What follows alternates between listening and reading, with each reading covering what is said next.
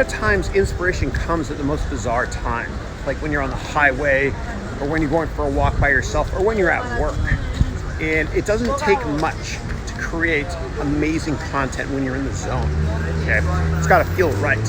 And I love to analyze musicians and painters such as Picasso here in Barcelona. Getting older now. The older I got, the better I was. But I love to also analyze musicians. And so the song 40 by U2 was written in 40 minutes and recorded too. The same thing with Boris the Spider, which I think was less than 10 minutes by The Who. And there's also this great song called Wicked Games. Wonderful song back in the 90s. And that was written in about half an hour.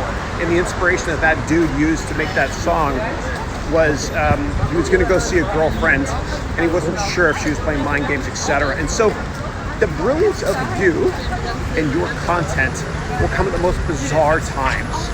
And when it just feels right, and when you're in a beautiful creative state, then whip out your phone or your camera and just start recording. And you know, a lot of times you won't have your best equipment with you if you have other cameras. Like I'm just holding an iPhone here. I don't even have a gimbal, so it's kind of shaking a bit. But I kind of felt like vlogging or teaching part of this course here from Barcelona. So the bottom line is, inspiration comes in the most bizarre times, and just like musicians like to put pen to paper, and artists as well, when they feel inspired, you do the same as well. You be you do you, record your YouTube videos when you're in that creative, brilliant zone.